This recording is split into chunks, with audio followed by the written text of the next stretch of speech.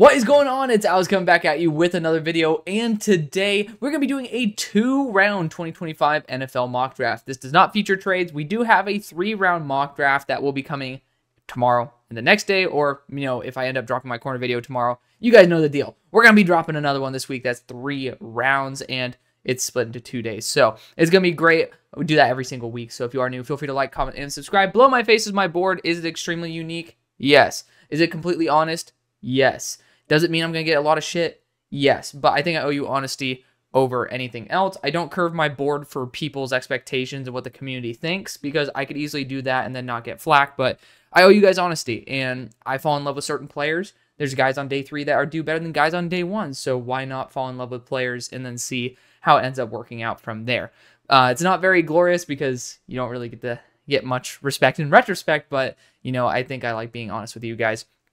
Of course, if you want to be more involved with the community, feel free to go hit that link tree. It takes you anywhere within 2 clicks, including our sponsor of the show, UnderDog Fantasy. Technically, Olipop is too, but I just do that so I get a special discount online because it makes it more affordable. But let's get on into this. Let's have a great time starting out with the #1 overall pick. Again, remember, there's going to be no trades in this one. Even though technically PFF hasn't even updated the trades in their mock draft simulator, won't affect a 2-rounder. #1 overall, though, the Jacksonville Jaguars have to stick and pick here. I think Travis Hunter is going to be the most likely selection. It fits that Christian Kirk mold that they're already trying to get rid of. And I think that he is one of the best college players that we've seen in a hot second. I don't think that, NFL-wise, I think he's not nearly at the same level as he is a college player. That's my hot take. Where is he at on my board? I mean, he's number 8, okay? Number 8 is still a really good spot, and I think that's perfectly fair. He's a really good wide receiver. He's a really good corner, and I think that in the NFL, you can only play one position. I think that you can end up having a couple reps here and there at other positions, but based on how the money is right now, I thoroughly believe that Travis Hunter is a wide receiver, and I don't blame him for it. It's a more enjoyable position, in my opinion. If you have a bad rep as a wide receiver, unless you're targeted, doesn't really show up as a big negative. But if you have one poor rep as a corner, most likely you're getting targeted. So I think that it's just more enjoyable if you're trying to see into his thought process. But most importantly, you look at the money. Wide receiver 23/24 gets the same as corner 4. So again, there's a large discrepancy there, and personally, I would go after the wide receiver route, even though I think Travis Hunter might be a better corner than a wide receiver in the NFL. #2, we got the Tennessee Titans, and you could end up talking about that quarterback position. I think it's fair, but I also think this class is not that good. I have a whole entire video that is over an hour long where I break down all the top quarterbacks in the class. I mean, the first one that isn't mentioned is Diego Pavia here, as well as Curtis Rourke. Curtis Rourke, of course, after I release the quarterback video, then we finally get some Indiana All-22. But the majority of these players in here are featured on that video. Again, hour long, I read a whole entire scouting report on it, and even my top quarterback, I do not have him listed as a guaranteed starter. I do think that Shedeur Sanders could work in a Brian Callahan system. Joe Burrow doesn't have the most elite arm, doesn't have the most elite athleticism, and has a really good processor. Could certainly work. But I mean, if we're just going to be real here, there's other positions that are going to be a better return on investment for the team. And one of those positions is that edge #2. I really love Abdul Carter. I think this dude's an absolute super stud. I mean, I have James Pierce above him, but James Pierce is a different mold. It's going to be Dallas Turner versus, Abdul Carter, who's just an absolute freak. So I'm going to go after the best player available relative to what I think would benefit the Titans the most. Abdul Carter is exactly that. At #3, we have the Cleveland Browns, where quarterback's certainly on the market here. I think that you could look at the Cam Ward, Shedeur Sanders of the world. I do still recommend going and waiting until the 2nd round. But if you are sitting here at pick #3, I don't think that you could end up, and if you have all the quarterbacks sitting right at your fingertips, I think you go after the one that in a year or 2 will be the best. And if you end up working well with Cam Ward, he has the most arm talent. So we'll go with Cam Ward here. He's my QB2. Granted, QB1, QB2, QB3 are kind of in their own little cluster. At #4 for the Vegas Raiders, it's kind of copy-paste now. I wish this could be better analysis, but Shedeur Sanders, I think, is just the smart pick.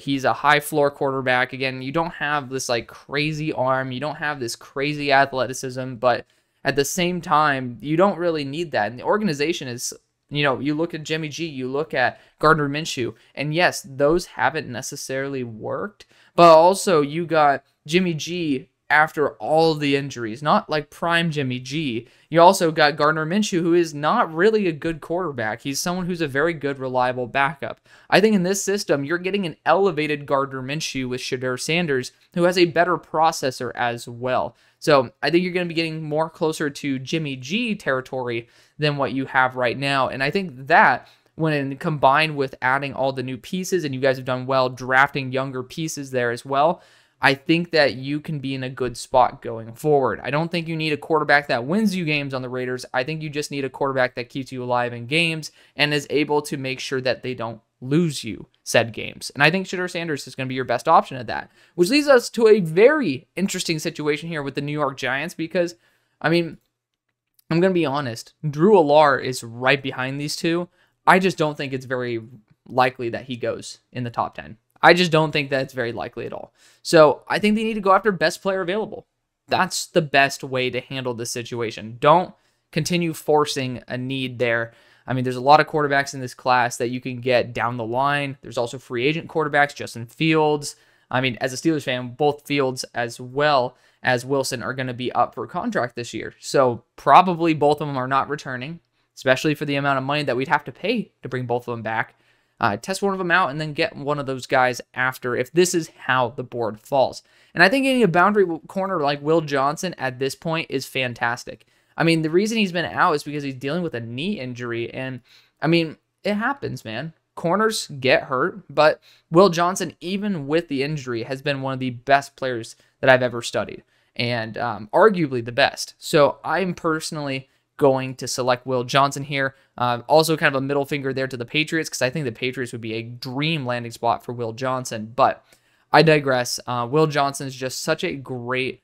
He's just such a great way to, especially if you have a new regime coming in, have a safe pick that is a high-value player that's slipping because, well, some teams just need something else. For the Patriots here at pick 6, I almost want to roll the dice and go fucking crazy because Ashton Jeanty, I've heard from so many Patriots fans, is certainly on the board. And Ramondre Stevenson's been fantastic, but I don't think Ramondre Stevenson has been unbelievably reliable health-wise. Please correct me if I'm wrong there. I'm trying to remember. But you also can't rely solely on Ramondre Stevenson for the entirety of history. And it's a great way to be able to mitigate your offensive line's development in terms of pass blocking because you have a lot of good run blockers, in my opinion. Vidarian Lowe's taking a step up. But what you need on this team is a true left tackle. I think that that's where you need to go. But this is just not the class for it. And I'm not going to force a need with a player like Will Campbell, who I love, but I think is a guard. I'm not going to draft a guard at 6 unless they really are that Hall of Fame potential. And, if we had Josh Simmons in, healthy, I'd debate it. I would. But it's just you can't really fully believe in that. I do think at 6, it's palatable to say Josh Simmons could be a target via trade back, but we're not trading back in this. So if you have to stick and pick, get the best value. And the best value is allowing Drake May to have less stress. You can do that through the offensive line. You can do that through the receiving core, but you can also do it through the running back room. And the running back room allows the offensive line to be able to have better situations where someone's stacking the box. And then, well, simply put, it gives it an easier time for Drake May, and they're not necessarily going to be in pure pass rush mode. So I think that we're going to roll the dice. Let me know what you think. Of course, we have that 3-rounder this week as well. If there are any mistakes in this, then we will be able to rectify it. But Ashton Jeanty is just best player available, and you're getting yourself a beautiful identity on offense of having a young elite quarterback with a very reliable safety release valve here in Ashton Jeanty that can just create and keep a momentum. And then Drake May on those play action plays. Imagine they stack the box. They know Ashton Jeanty, it's 2nd and 2. And then you just do a play action. You see Javon Baker deep, and then you just see Drake May unload his absolute howitzer shell perfectly on target. That's what you're trying to look for. You're trying to get, Jared Goff and Todd Gurley, that crazy season that was there. that dynamic. And I think you can get it with Ashton Genty. You don't need an elite offensive line if, you have the attention focused elsewhere than just the quarterback. I think it'll reduce errors as well. It'll allow you to stay in rhythm, and, it's certainly interesting. So let me know what you think. At number 7 for the New York Jets, not being able to move out again because, well, as I said, no trades in this one. I do think corner is a sneaky option for this team. Safety-wise, this team hasn't really valued safety too much in recent memory, so I highly doubt they'll go after Malachi Starks, even though I think it is correct. Now, Joe Douglas did get released. We'll see if, new regime comes in and, they can technically look at Malachi Starks in a more favorable manner. But I also do think that it's an interesting situation because we've seen Aaron Rodgers almost have a grasp on the nuts of this organization, getting pretty much whoever he wants removed and yada yada. And will he be the one in control of the pick here at 7? That's a big question mark. Because if it is, then, we might need to go after the offensive side. But I also don't really think that the offensive side is where the value is at unless you're going after Josh Simmons, which again, season-ending injury. Don't think that's going to happen. I'm going to go Mason Graham here. Because usually, let's just say Aaron Rodgers doesn't have the hold that we think he does, and ownership brings in somebody new. Ownership usually likes to focus on getting someone who is extremely high floor. And being able to pair up Mason Graham, I know that Javon Kinlaw, I think, has been doing a pretty good job this year, but I'm pretty sure that he was out very recently with injury as well. But being able to get someone who's extremely high floor, low bust potential, because defensive interiors, you can just start sticking them into a rotation to mitigate their issues. Like, you can end up really succeeding right here. So you're mitigating risk while also getting a ton of upside there with Mason Graham. I think that's the right move. At number 8 for the Carolina Panthers, wide receiver technically is on the table, but this is a good wide receiver class. I think the right move here is edge rusher. And Nick Gordon's awesome, but I really do love James Pierce, and he's been doing such a fantastic job keeping around that 22% pass rush win rate. He had a slow start to the year as well, so it's been even better than that. So I think this guy is an absolute stud. I know that actually Abdul Carter recently had like a 40% pass rush win rate, I think, versus Washington. So shout out to him for that. That's ridiculous. But these guys are really the creme de la creme of the class. And I really do want to make sure that an organization like Carolina cannot miss out on that. At number 9 for the Cowboys, this is a tough spot. Like, I've absolutely screwed the Cowboys over because you think a defensive interior, you're like, oh yeah, we get Mason Graham. You think a running back, oh yeah, we get Ashton Genty. And it's like, oops. Sorry. So, yes, it's a shitty way for the board to fall for the Cowboys, which, of course, I want the board to fall very well for the Cowboys. I always go in like, I live in Dallas. I want to be able to go see some fun Cowboys games, but, that's just not how it fell. And again, in a mock draft without trades, which this is one, you need to start evaluating a lot of options here, including just going after the best wide receiver available. A wide receiver prototype that you do not have on your team is that Mike Evans type. You got CeeDee Lamb in there, but it cannot run solely through CeeDee. I'm going to go after Tetairoa McMillan here. You're pretty much getting your Mike Evans for the future, which will relieve a lot of stress, not only off of CeeDee Lamb in terms of the target share, but also off Dak, because, well, if someone is going in, Tyler Guyton's still developing, if you got a free rusher, well, screw it. Tetairoa is down there somewhere, and at 6'5" with his reach, and the fact that he's improved so much as a receiver, I'm very, very happy to see that Tetairoa has improved that much, but I think he's going to be a massive win there for the Cowboys, which would have been my dream pick here at 10 for the Saints, but that is not the case. I think the smart move here is to go after best player available. That's what the Saints can continue to do, and it's between Nick Scorton and Malachi Starks for them. I know Will Campbell certainly makes a ton of sense for them too, but there's also a lot of tweeners in this class in terms of the offensive line that I think, again, you're going to get really similar value at the later picks, especially now that you have an extra third, you have an extra fourth. I think that those picks are going to be very crucial in pivoting and either moving up, moving down the board, and being able to swap stuff around, but being able to get the right value for the right player. And I'm going to go after the best available. I think this class has some quality edge rushers in round 2. I think they also have quality safeties there in round 2. And I don't think you can go the wrong route. But I also have seen the Saints continue to invest in their secondary, even when their secondary didn't need investment. And it's shown that they've been able to really continue to move off of key players while also maintaining a level of success. I think that's going to matter a ton, and Malachi Starks is going to be the pick. At number 11 for the Cincinnati Bengals, defensive interior is where I really want to rock, but that's just not the way I'm going to go. They have a prototype here. Sam Hubbard's been absolute cheeks. I think Nick Scorton's the right way to go. Miles Murphy, unfortunately, has just not appeared to take that final step that we're looking for, and so we're going to go after somebody who can, and that's Nick Scorton here at 285 pounds. I think it's a no-brainer decision. It's a high-value position, a position that you need, and it's a player that actually is worth that pick. He's due for a reevaluation again. I ended up watching him mid-season before that LSU game, where he still had a little bit of a slow start. But he's done a fantastic job turning it back on, and he's back up there at 14% pass rush win rate. And, after right here, I feel a lot more confident. He ended up being, where is he at on my board? He's at number 33 right now based off of where he was at in week number 6, but I really do appreciate how much he has improved as the year has progressed. At number 12 for the Miami Dolphins, I've always just said go Will Campbell here because you got to invest in the offensive line, but I'm starting to say fuck that. Personally, I think that's a smart move, but I also think we should explore other options. And I think you guys especially Dolphins fans, I think you appreciate being able to see some variability with those picks. Honestly, a dark horse pick here is going to be Colson Loveland or Tyler Warren. I think those guys are amazing. Like, amazing players. I also think Harold Fannin is getting screwed over in this a little bit too much. I'm also just checking to see, because this is the new PFF board, who is going to be where on the board. So, but for Miami, I do think that if we did have Malachi Starks here, I think that would be the route I go. I don't really see an option corner-wise that I like, but, I also do think you could look even at Isaiah Bond.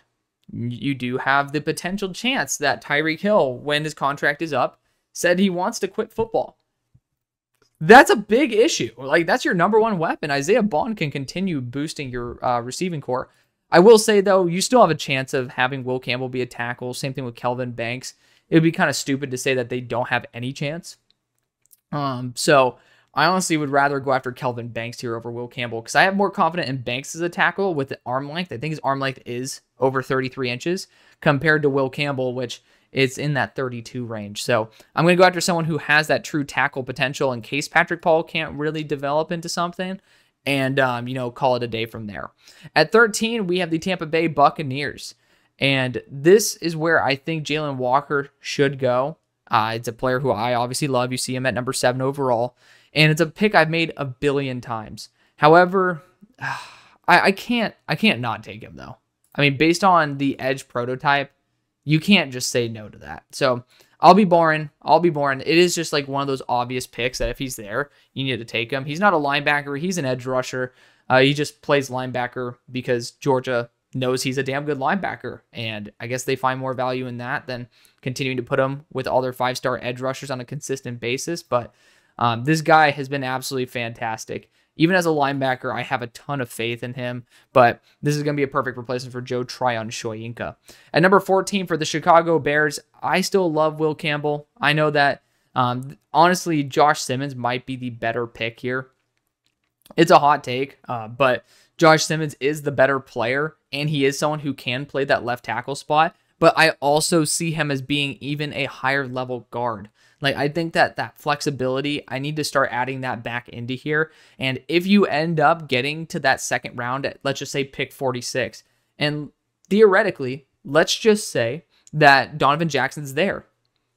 I don't think you need to have loyalty to your previous picks if you don't have full trust in that offensive line. And you can end up having instant chemistry there with Simmons as well as Jackson. So honestly, I think that is probably the best way out of this is to get yourself someone who can play a true tackle spot, but also can play that guard spot if need be.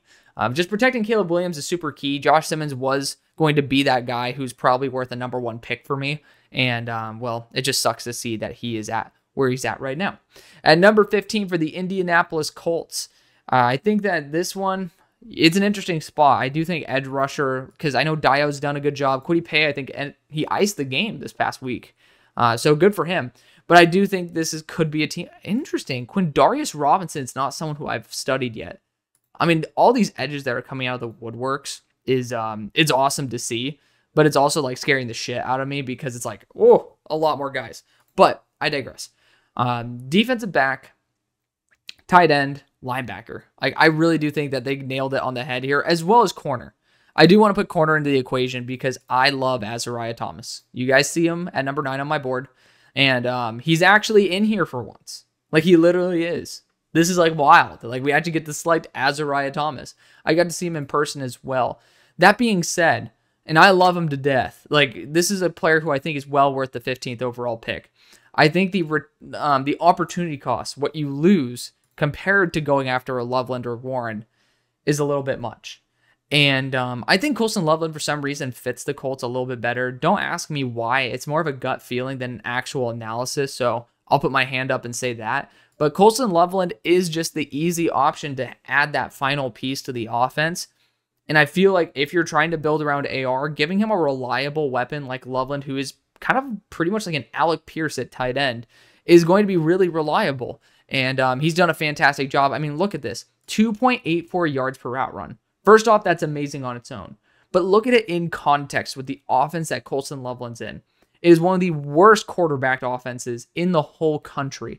There's no reason why he should have a 2.84 yards per route run. 20% contested catch rate, I don't give a shit. Like, simply put, I do not care because his quarterbacks can't put the ball in a good spot for him to have a good contested catch opportunity. So this dude has just been the whole offense as a receiver, and I really do appreciate that, and I think we need to start rewarding it just a little bit more.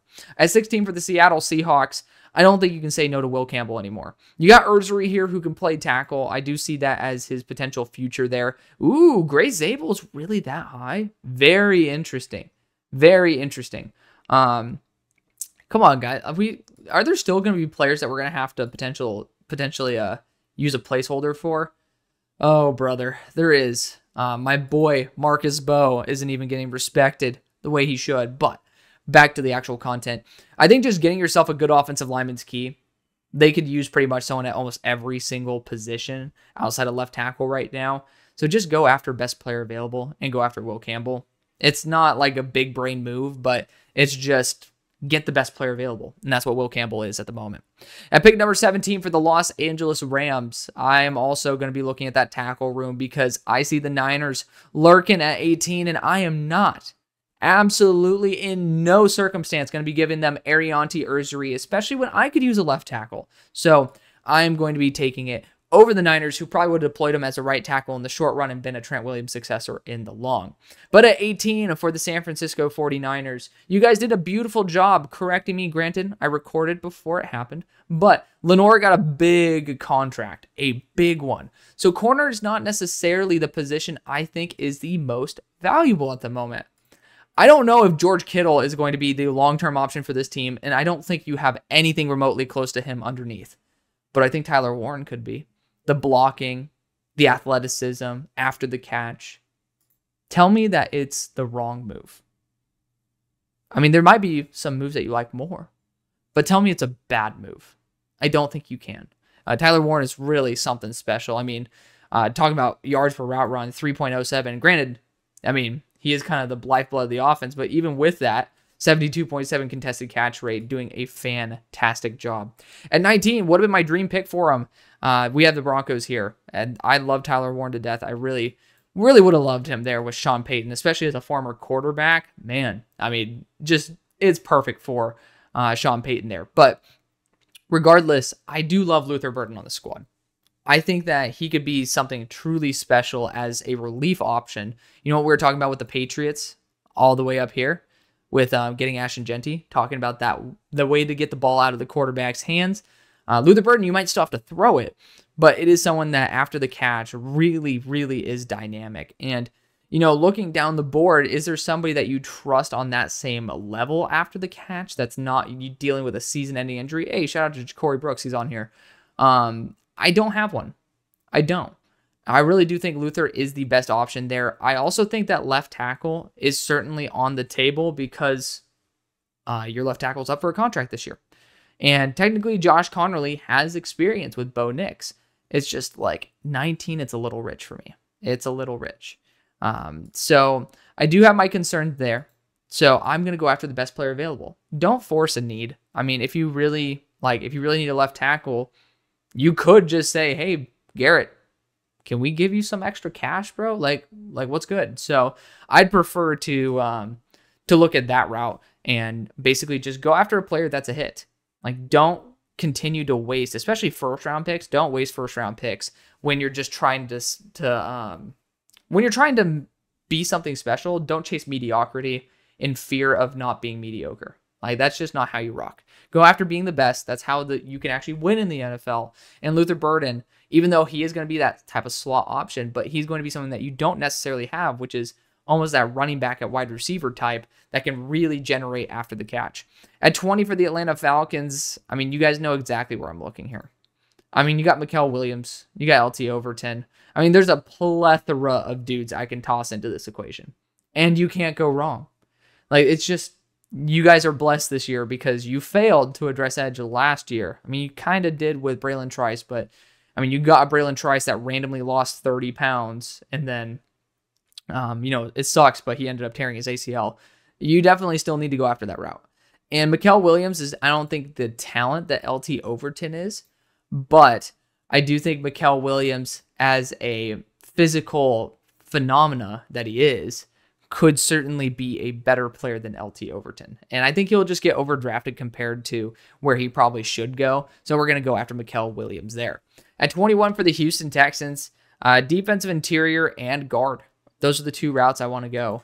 And I like a lot of interior offensive line in round number 2. So again, don't get all grouchy, but I also know I'll be starting to snipe a lot of options on the defensive interior as it goes on. I don't think I can pass on Kenneth Grant at this moment. At 22 for the Arizona Cardinals, this is also an easy one. I know there's going to be some edge rushers I like later on. I am a big fan of being able to go, hey, shout out to Omar Norman-Law. He's on here. And Darrell Jackson, good. Finally, CJ West. And you got DeMonte Capehart. It's just good to see. This is my first time experiencing their new board. But Walter Nolan is going to be the pick there. Explosive. He's just done a fantastic job this year. Technically, his pass rush win rate has dropped by 10%. Like, it is something to study, but I mean, the fact that he's been proficient as both a pass rusher and a run stuffer, that's something that I am a little bit more going to focus on than that. At 23 for the Washington Commanders, you still got so many talented corners on the board, and I'll put this in the description, but Ben Morrison, we're going to consider returning in this. We won't consider Cam Williams returning, though. I'll keep Cam Williams in this. I think that's fair, because he could just want to come out because it's a weak tackle class, but I digress. The Commanders, I just think that you want to go after high-end edge help. I think that's fair. I think it's like you could get one at 55, but I also could snipe the hell out of them up to that point. I know I talked about that for the Cardinals, but for the Cardinals, I have a couple other cards up my sleeve when it comes to what I look for the Cardinals edge group compared to what I see here. And I'm going to go after LT Overton. It makes a ton of sense. He's a big-bodied guy who's done a phenomenal job accelerating his development outside of Texas A&M there at Bama. Don't overthink it. He is over 15% pass rush win rate, and he's, upper quartile in both pass rush as well as run defense. And I really do think he's an underrated run defender. At pick number 24, we got the Baltimore Ravens here. Offensive line's the easy choice. You could talk about corner. B. Steve, pony up, ended up allowing 78 of the 205 passing yards. It certainly makes a ton of sense when you have so many good corners. Now, you could also make the counter argument and say, well, Alex, if you have so many good corners, why do you need to go after one here? It's a good question. But at a certain point, the value is worth it. You don't need to continue saying, well, if it's a position of need and we have the value here, what if we can get 80% of that in the next round? That's where it's like, do you really want 80% of that as your starting corner? That's where you can really start asking yourself those questions. And Trey Amos, I mean, I got to give y'all some shout outs, man. I ended up posting, and we're doing a corner video this week. I gave you guys the 25 dudes I already had going to be on that list. And you guys ended up coming back with a couple players I have now even in my top 32. So one of them is Trey Amos. Trey Amos is an absolute stud. He's big. I mean, I don't believe this for a second. 6'1", 190. I think it's complete horseshit. Like, I do think this guy could be 210 pounds. The way he moves, he is so powerful. And it's completely different than what you have currently. And Nate Wiggins did have that physicality, but he was a lot smoother of an athlete. Trey Amos, I have yet to see a corner and I put this at the end of my report, so I'll be ending up repeating this in my corner video. I've never seen a corner with as little separation at the catch point on a consistent basis that Trey Amos lets up. Like, he really is on that tier. So I'm going to roll the dice on it. Again, Ben Morrison going to be returning in this one. You guys know exactly what I think of Ben Morrison. I think he's an absolute super stud, but I'm going to roll the dice on Trey Amos here. I think that he deserves a lot more respect than he's getting, and I'm going to be the first one to give it. Well, I don't know if I'm going to be the first one to give him a first round, but one of the first, because he deserves it. At 25 for the Chargers, we already lost out on a lot of the defensive interior talent. I don't think Tyleik Williams has earned that first rounder, and you guys know how much I love Tyleik Williams. I do think Deone Walker is a perfect fit because you're pretty much going to be putting him right into that Kenneth Grant role in the same defense. But let's evaluate some other options here. I do think you could look at wide receiver, right? Isaiah Bond. I don't necessarily think the Chargers have a boundary receiver that can truly stretch the field the way Isaiah Bond can. And I have faith that Quentin Johnston finally has found his niche and is going to be a really solid receiver. So you could have Johnston, McConkey, and Bond. And yeah, you lack a little size with the latter two, but at the same time, you don't necessarily need a T-Mac every single time, right? I think that Isaiah Bond is as talented as you could probably ask for. And if you can really stretch the field with Bond, you have the quarterback to stretch the field. So we're going to go after Isaiah Bond here. Feel free to correct me. If you do see that, like, hey, this wide receiver that's a little bit more secluded is really picking up some steam, I have a lot of faith in him, by all means say it. Just because I don't agree with you doesn't mean you don't have the right to counter what I say. Like, I think that's the beautiful thing about YouTube comments. Like, you have the right to voice yourself. So, especially if you guys see some comments you don't agree with, respectfully have some good discourse. And I'm perfectly happy with you guys doing that to my video and to my content because I kind of am hoping for it. I really do like, wow, Caleb Johnson's high. I really do like the fact that you guys can be completely honest in the comment section. At 26 for the Packers, it's defense interior, it's edge rusher, as well as corner. We got to focus on the defense.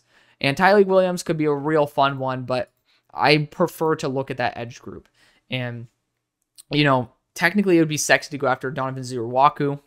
I do think I would take him in the second for the Cardinals. Like, just being real, I just think that that would be a high likelihood, especially since we don't have trade-ups in this. So we have to worry about that. I do think that you could still look at the defensive interior here. You got Derek Harmon, you got Deone Walker here. Deone's done a fantastic job boosting up his stats from an early year slump. That being said, I don't know. Remember when I was saying, like, if you have a need and you have the proper value, don't ignore it. Don't ignore it just to have a good draft class, right? You want to have a great draft class by being able to actually get guys who are on your team in 5+ years and actually making an impact. If you don't have trust in Darian Porter to be your true boundary corner every single rep, and you have trust that Azariah Thomas could be that every single rep, but you think that, oh, well, I'll wait till round 2 to get Darian Porter and then get someone earlier because the opportunity cost is less. It's not really, because I think that rotational guys probably have a little bit more leniency and a little bit more margin of error than guys who are starting. So don't mess up your starters. I'm going to go Azariah Thomas here. First off, 6'2", 198. I've seen this guy in person, one of the most talented corners I have ever seen in my life. I mean, just physically speaking, 6'2", 198 and flies at the 4.3 speed. He's physical as well. He's still developing. I honestly don't think Florida State's done him a good service of being able to develop him well as a top-tier corner, and I think that means he's just going to get better and better as time goes on. I'm going to go after Azariah Thomas here. You guys know how much I love him. He's sitting there at number 9 on my board, and I'm going to stand up for him. At 27 for the Pittsburgh Steelers, I mean, this wouldn't be a bad spot for Cam Williams. I don't trust, first off, Broderick Jones has been pretty atrocious, but regardless of that, I have my concerns with Fautanu for being a tackle in the long run. And I think Cam Williams could be a really, really good get. He's physical. He's still learning, but this is a team where I think he can have those hiccups without necessarily being a massive liability. Pretty sure Dan Moore is gone after this year as well. Yes, wide receivers in need, but I also think that this is the proper time to continue addressing the offensive line because we still have yet to truly hit our mark. And in the Arthur Smith system, I think Cam Williams would thrive a lot better than what we kind of have right now.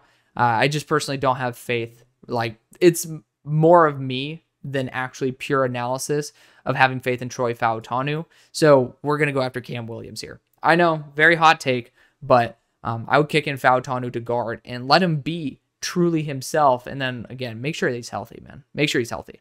At 28 for the Minnesota Vikings, yeah, I hear the comments coming in. It's okay.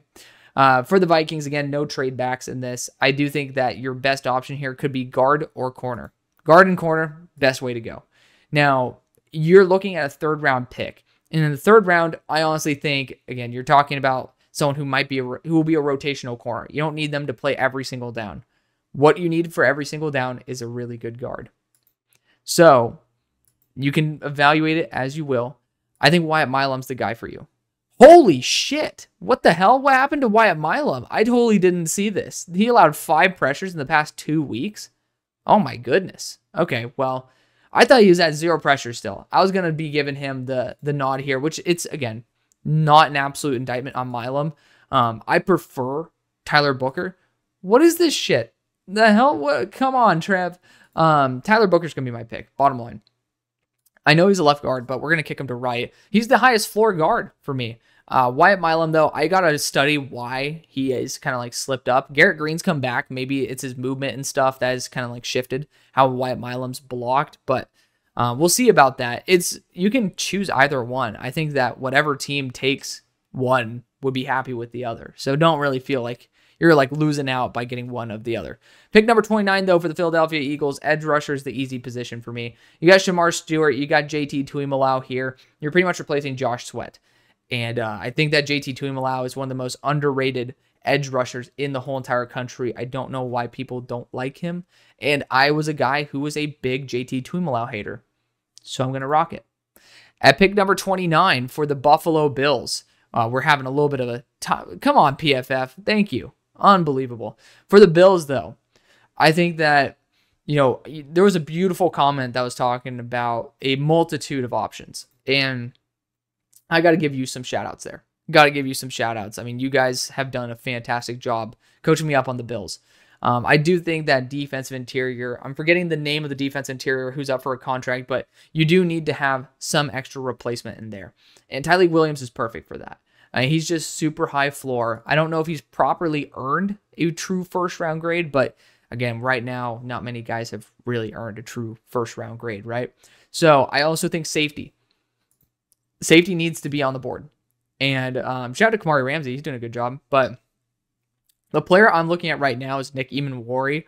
You could end up with some really good players there in the second, though. That's where it's like, I'm not fully sold on Eamon-Wari to the level where I'd ignore really good safeties there at 60 and 62. We might be talking about a 5% differential. I'm going to ignore that. I think edge rusher as well. Edge rusher is super crucial for this team. Von Miller's not going to be there forever. And, I mean, he's not the youngest guy on planet Earth either. So I think this is the prime opportunity to look at a couple edge rushers here. And Kyle Kennard as well as Kaimon Rucker. Kaimon Rucker's fantastic. I don't know why he's this low for Trev. And I thought I was a Kaimon Rucker, like, air quotes hater because I had him as, like, a non-first round guy coming to the year. But this guy's just been fantastic. Like, he really has been fantastic. So I'm actually going to rock it over some other guys who I really like. Again, Shedeur Stewart makes a ton of sense for this team, but I'm really a big Kaimon Rucker guy. So we're going to be rocking with him. At 31, we got the Kansas City Chiefs. And, I mean, you could look at Wyatt Milum here to replace that guard spot in case you do have some issues retaining Trey Smith. But I also think that you could still look at that defensive interior spot. And Deone Walker, it just feels comfortable to go after somebody who's just so high ceiling, yet you also just know that Chris Jones is going to make him into the best version of himself. And he even has played edge rushing reps. I think it's worth the risk. So we're going to go Deone Walker at this point. At 32 for the Lions, we're going to be going after edge. Simply put, I mean, you can go after any of these guys right here. Actually, these top 5, I think it makes a ton of sense for all of them. But I'm going to go after the one with the most potential, and that's Shedeur Stewart here. The numbers aren't like top quarter percentile like a lot of guys who we've taken before. But Shedeur Stewart also started out with a really dysfunctional organization at the start of the year, and it's taken a while for all of them to really turn it on. And Shedeur Stewart has progressed noticeably, and I got to give him credit for that. At 33, we've got the Jaguars, who took a wide receiver at number 1 overall in Travis Hunter, who could play some good reps on the corner position, but still, it's worth mentioning that I think Travis Hunter is primary receiver. I think corner is the next best thing. And my dream pick at 33, if he ends up getting here, is Trey Amos. Like, I just feel he's very similar to Tyson Campbell in terms of the separation of the catch point. But that's not going to be the case. Again, Ben Morrison going to be considered returning in this one. I think I want to give some credit to some other corners. And one of those is Jamari Harris. But I really want Jamari Harris to go to a team that has really good coaching. I personally think that he is on the precipice of excellence, but I do think he needs to be in the right situation. So I'm going to look at Darian Porter here. He is my next best corner at number 34 on my board. I think that he is a very, very good corner, and his feet move very fluidly. He's very smart, and I think it's worth it. It's worth the risk. I think there is some risk in there because he's not a full-time starter. I think he has 4 starts at the moment, but at his height, at his size, that boy's 6'4", 200. Like, he's just someone who, he's been all around as well, a big special teamer. He's just been someone who has been unbelievably more productive this year and has really taken a step up. Iowa has a couple of really good defensive backs. Don't sleep on them. Darian Porter is the best, though. At 34 for the Tennessee Titans, we ended up going after edge in the first round. We're going after wide receiver here. And Emeka Egbuka, I mean, why wouldn't you go after Emeka Egbuka, right? It makes perfect sense because you do have that slot role open where he could end up playing like a Tyler Boyd, but more big and physical. Or if you really want to kick him to the boundary, you have a role for that as well. He complements what you have in Calvin Ridley, and he's a good blocker. This is the prime opportunity for Emeka Egbuka to really shine in a type of offense like this. At 35 for the Cleveland Browns, I think we're getting to the range where we can look at running back as well as even left tackle. And you got Josh Connerly here. The potential of Josh Connerly is through the roof. He has those games where he has his struggles respectively, but not many players, like it's between him and Jack Nelson, by the way. Not many players have the lockdown wins that Connerly does. And with Cam Ward having his athleticism, playing very similarly, in my opinion, based on his athletic profile to what Bo Nix kind of did last year, because Bo Nix was very underrated as a playmaker, but he was just in an offense that was a little bit more tame. I think Josh Connerly could actually work very similarly to how he did the year before. So I'm actually going to go after Josh Connerly here, because even if he has to kick into guard, which I know that's not a massive area of need for this team, you're still getting yourself a real quality offensive lineman that has some of the best wins out of any offensive lineman in the class.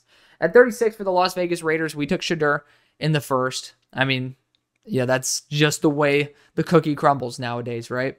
I think we need to look at a weapon here. And I like a lot of these receivers, a lot of them. And that's the good news. The bad news is that, well, can you replace Devontae Adams with any of them? My short answer is no. I think the next best receivers is Alec Maynard, who, to be fair, he's not necessarily been like the most reliable. Of course, you can't blame his offense has been crap as well. But my next best guy is Jaden Higgins.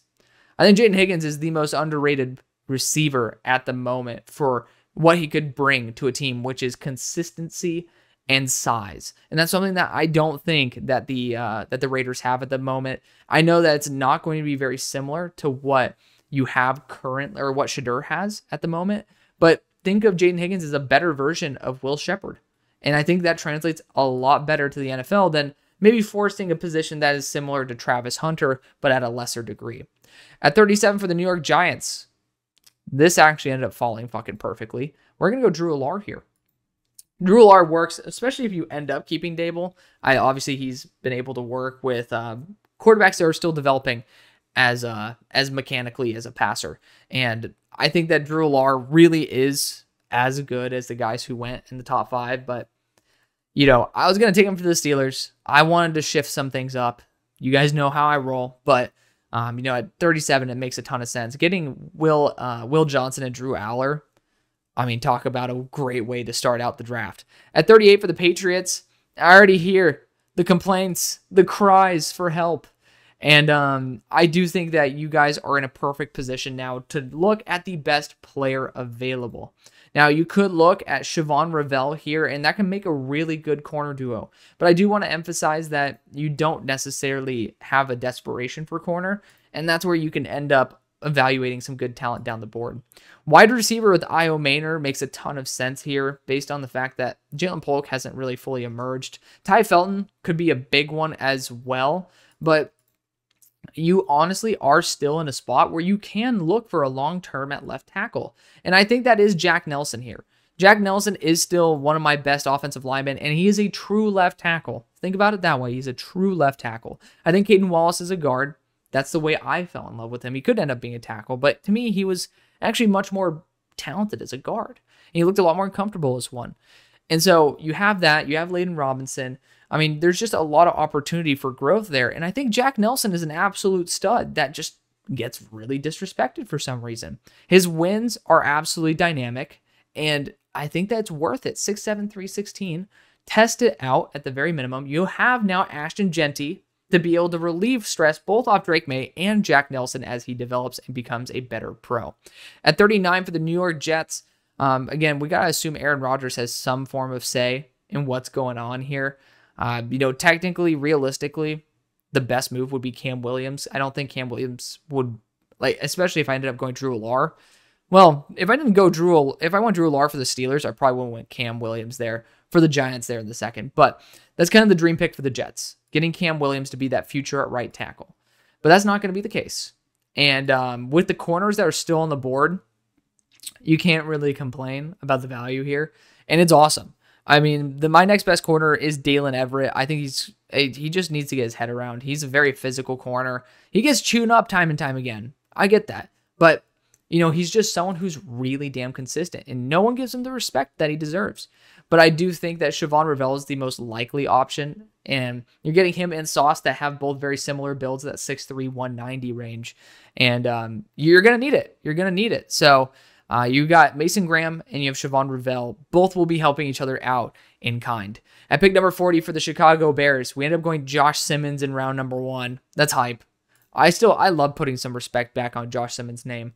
But looking at other options here, we could just go balls to the wall and get Donovan Jackson, have a complete offensive line like that. Not going to do it, though. I think that we got to go best player available. And best player available could be getting Tyleik Williams, could be getting Derek Harmon here. It could even be looking at that edge room because you have guys like Kyle Kennard who are really, really awesome. I don't understand how he has a 4.6 run stop rate because I think that he does a very good job at that. But I think that he certainly is in play for the Bears here at 40. Probably going to be a new head coach, more of an offensive-minded one.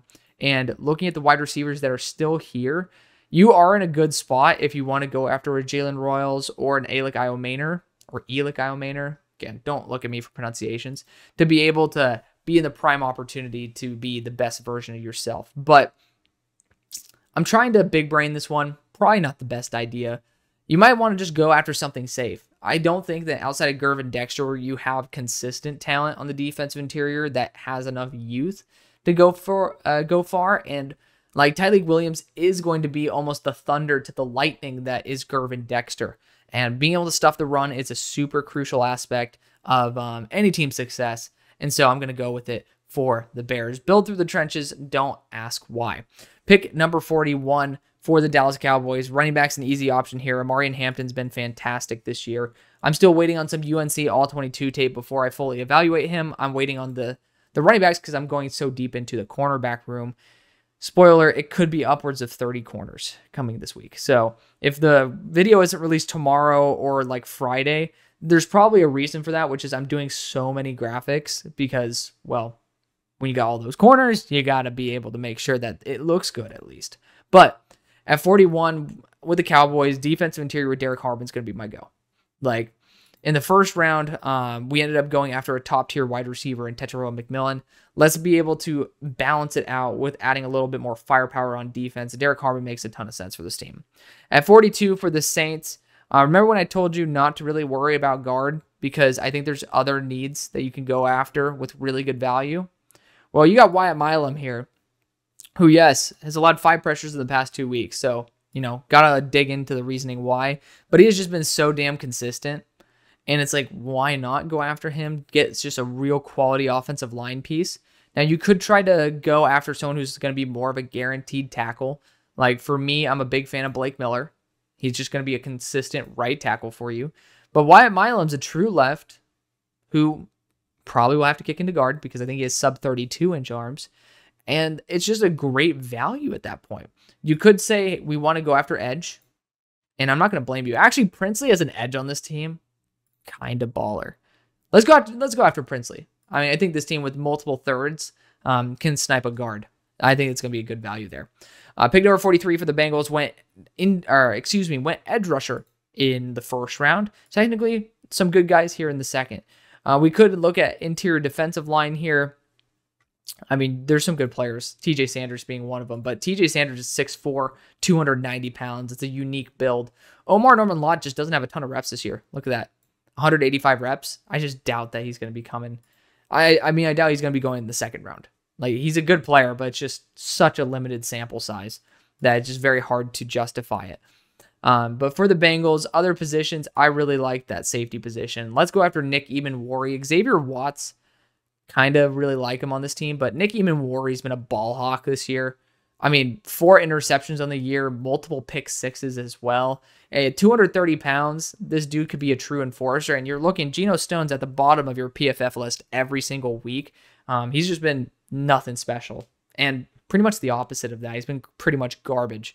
But at pick number 44 for the Miami Dolphins, we did end up going after offensive line with Kelvin Banks because I thought, hey, let's get someone who at least could play tackle. We'll put a tackle to guard rather than somebody who I think is a guaranteed guard, just to maximize your value there. I do think that defensive interior and safety are the routes to go. We've kind of depleted defensive interior, so let's look at that second top tier safety that you can have. And a lot of really good choices here. A lot of very good choices. And that's kind of the good news, is that if you want to wait, you technically can. Hey, shout out to Jordan Hancock falling from I think at the start of the year was like a top 64 player.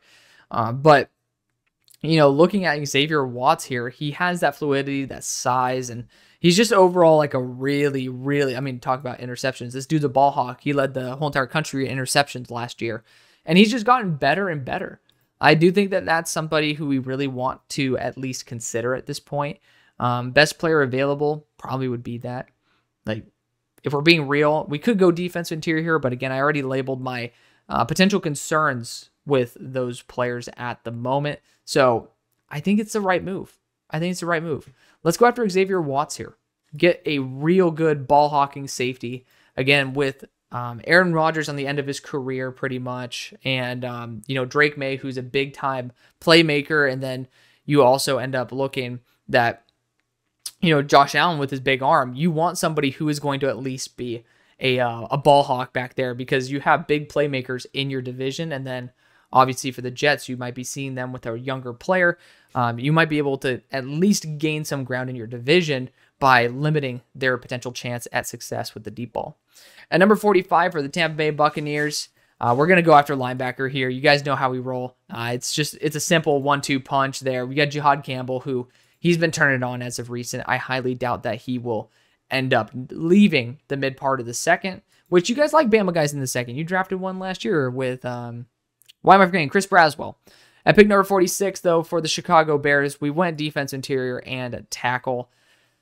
Deep down, I still really want to go Donovan Jackson for the connection right there. Obviously, we ended up drafting Josh Simmons in the first. Would be cool to have that connection, but I can't say no right now to Cal Kennard. Mike Green's in this equation as well. I ended up grading him, and I'm a little bit lower than the consensus. I think Mike Green's a top 100 player for me. I really like him, and he and Donovan Zirawaku are in that same tier for me. I have Cal Kennard in a tier above, and looking at the guys who I still love who are on the board, my next best edge is, drumroll, Cal Kennard. So I think he fits the Bears, especially if you can end up bringing back Darrell Taylor. I think you can have a little bit of a relief effort here with Kyle Kennard. At 47 with the Indianapolis Colts, we drafted a tight end in the first, which I usually crucify people for doing, but call me a hypocrite, and that's okay. I'm going to be looking at corner here.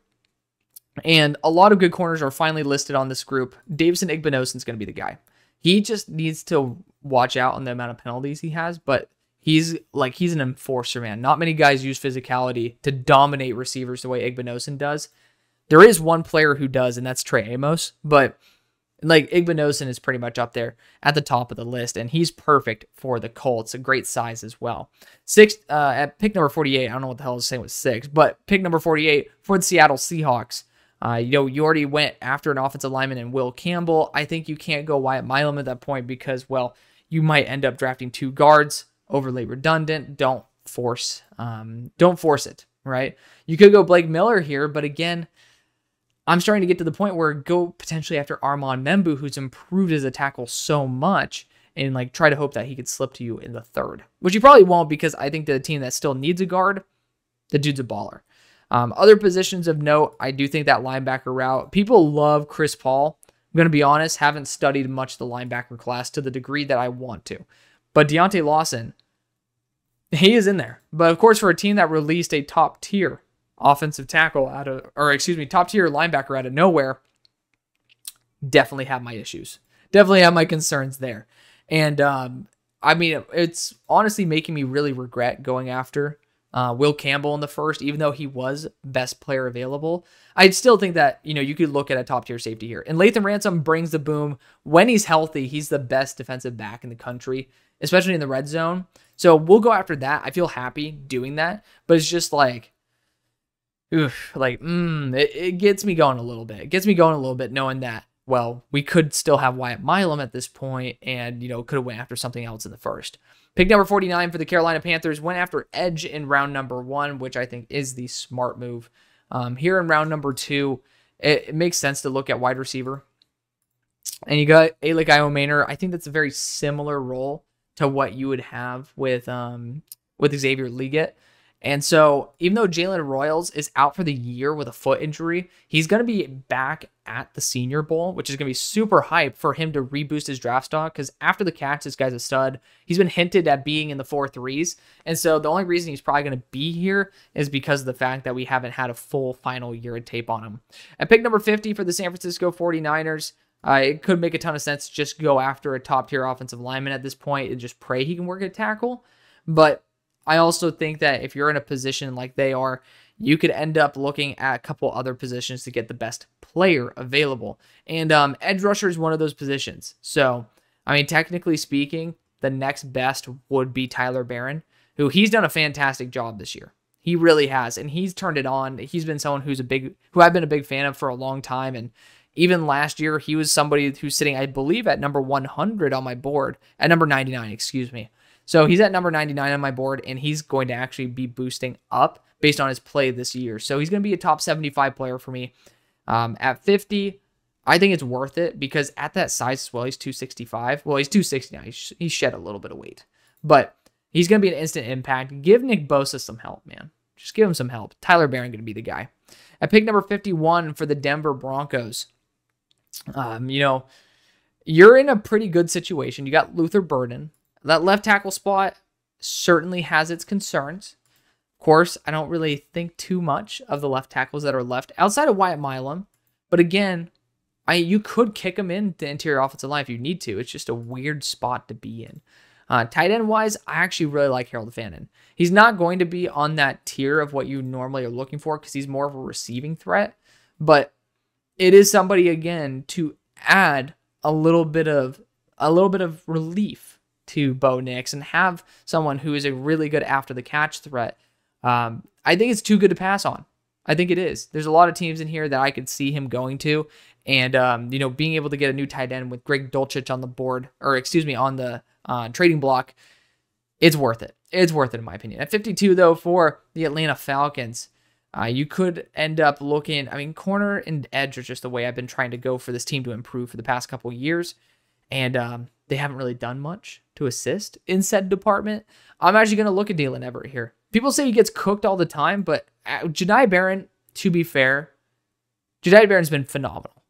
Where is Jedi on my board? He's somewhere in here. Where the hell are you, Jedi? At number 37. So we're talking about 32 to 37. Completely different styles of corner. I think Jedi Barron is an elite zone corner. And I think that you're talking about Dalen Everett as being primarily a man-to-man guy. He still has some good zone coverage ability, but versus really good talent, I think that this dude just gets, and people say he gets cooked, but he just doesn't. He doesn't. Yeah, he has the 424 yards, but I just don't see that as something that translates to the NFL if he ends up learning to turn his head around. Like you are a product of the situation you're put in. And I do think that he is a really, really good corner that is just in a system that hasn't really produced enough instant impact at the corner position. So it's going to piss people off, but we're going to go back to Georgia. Dalen Everett. Pick number 53 for the Texans. This is easy. One defensive interior in the first round. We're going to go offensive interior here in the second with Wyatt Milam. Pick number 54 for the Cardinals. We're going edge. When defense interior round 1. Here in round number 2, you got Zirawaku and Mike Green. Mike Green's a freaky athlete, so it's just like both these guys are graded like the exact same for me. Can't really go wrong with either. Zirawaku didn't do too well versus SMU, like literally the moment I saw him in person. But Mike Green's going to have a lot of hype, and so we're going to go after him. Pick number 55 for the Commanders. Went after LT Overton in round number 1. I don't think you can count out Donovan Zirawaku here in round 2. Doubling up at edge is not a bad idea. But I think you could try to get some extra balance at corner. You could go Jedi Barron here, but it doesn't fit the style of corner you're going for. So you might be good just kind of passing up on him and then trying to push it down your needs board. You could go wide receiver here because Alec Iomaner's here and the value is just crazy. So I honestly don't think that's a bad idea because Alec Iomaner, or Elic Iomaner, he just is a stud, man. And I think that people need to put some more respect on his name. So we're going to be putting it there. At 56 for the Baltimore Ravens, we ended up going after corner in round number 1, I believe, with Trey Amos. I love that. Now we're going to look at offensive line, which, yeah, we kind of screwed ourselves over. Could have went after a developmental guy with Cam Williams. But, I mean, you don't force a need. You don't force a need. We're going to go after the proper value here, which is going after the guard spot with Donovan Jackson, who still could develop as a tackle. Keep that in mind. Just getting after a high-quality offensive lineman. For the Chargers, I know interior offensive line is also a big deal for you guys. Donovan Jackson would have been great. In the first round, we went after Isaiah Bond, and so we're in a good spot here. We really are. And Tate Ratledge is super high floor. You can't really go wrong with him, but I'm actually going to go after a unique player here. And it's not really super unique. It's Armand Bembou. Ended up talking about him. I really like him as a potential tackle, but I love him as a guard. He is currently, where is Bembou on my board? Because I ended up dropping the value of guards. He's at number 64 on my board. And that's pre-evaluation for this year where he's far improved. So I'm going to go after the quality player in Armand Bembou as an interior offensive line. At pick number 58 for the Packers, we went after corner, I believe, with Azariah Thomas. This is where I took my boy, Azariah Thomas. Again, Ben Morrison considered returning in this. So for the Packers, this is where we're going to look at edge. And like when you can have Landon Jackson or Zirawaku on your team, I think that I'm going to give Halfley his guy. Feel free to disagree because I understand it doesn't replicate what the Packers have really had at their edge core. But Zirawaku at this point is perfect because, well, that's his former DC. Makes a lot of sense, right? Halfley would want to go after one of his top tier edge rushers that he's had in the past. And so he gets him here in round number 2. At pick number 59 for the Steelers, could look at that quarterback position at this point because you got Jalen Milroe here. I think that he will fall. I don't know why people think that he's, necessarily all that. He just can't throw the ball on a consistent basis. And I want him to do well. But this is also the system for him to work. So here in the second, we're going to rock Jalen Milroe. Who's he going to throw to, Alex? Well, there's a lot of guys down the board that I like. I mean, you can end up sniping Jalen Noel in the 3rd or the 4th round and be perfectly fine. Ty Felton is a stud. Actually, speaking of, he's going to probably go here at pick 60. We went Kamen Rucker in the 1st. Ty Felton's my dream pick for the Bills because it literally is Amari Cooper, but on a budget. Pick number 61 for the Eagles. We went after edge in the 1st with JT Tuimoloau. Here in the 2nd, tight end is certainly possible with Mason Taylor. He's taken a big step up, but I'm not fully sold on him yet either. Jake Brenningstool needs to become more consistent. Probably, is he a true junior? He's a senior. Oh man, he's going to have to come out. Shoot. He's going to be a steal down the board. I would say target him. That's the guy who I would personally try to target, but looking at other options for this team, wide receiver, I think you're set. Running back, you're set in terms of top as well as depth. Quarterback, still think you can upgrade, but not really with the guys from this class. You could try to take a developmental guy at this point. Like, you can go after Jonas Savania here, use him as a guard in the short run because you do have a vacancy there if Mekhi Becton leaves, and have him train up to be the future at right tackle. He's actually been playing left tackle reps right now, but this dude's super young, and he is built for Stout U. I don't like taking one in the first, but here in the second, I'm pretty comfortable with it. Let's go after Jonas Savania. At pick number 62 for the Buffalo Bills, I think going after defensive interior at this point makes more sense than anything. But again, the question is, who do you take? And I really like TJ Sanders, Omar Namala, Dante Corleone. Daryl Jackson is a big Mel Kiper guy. But I'm not really there yet. Not really there yet. So let's bounce back. Let's look at the linebacker position because we got some really good ones on the board. Danny Stutzman getting some disrespect, but that's okay. I mean, he's actually probably somewhere around there for me too. So Harold Perkins falling that far. There's no way he comes out, by the way. Just in my opinion, there's no way. People love Chris Paul. Feel free to include him in this. I'm actually going to go after Deontay Lawson. I didn't know Jeffrey Bossa was loved by Trevor Sikkema so much. I really fell in love with Jeffrey Bossa like a year and a half ago, and then just never really did much about it. But it's good to see that like eye test sometimes works. Pick number 63 though for the Chiefs. You're in a good situation. You can go Amari and Hampton here if you want, but we ended up going after Deone Walker in the first. I don't think you guys want to roll the dice on any rookie offensive tackles, and I don't really blame you for that. I think a boundary corner is certainly on the table, and I really love Tacario Davis. I mean, I shit on him as much as I want, but I mean, he's still up here. Where the hell is Tacario? Donde está at number 45. I mean, you might as well go for him. He's having a little bit of a down year, and you're pretty much going to be cashing in on it. And at number 64 for the Detroit Lions, it's simple, it's easy. Let's go after guard. It's just, unfortunately, that's the way the cookie crumbles. It's okay for him to struggle a little bit versus Tennessee. It's a really good defensive interior group, and I think it's worth it. Let's go after Tate Ratledge there at pick 64. So that's going to be the video. That was a fun one. Oh, I love you guys. Thank you so much for watching. I'll see you on the far side. Peace.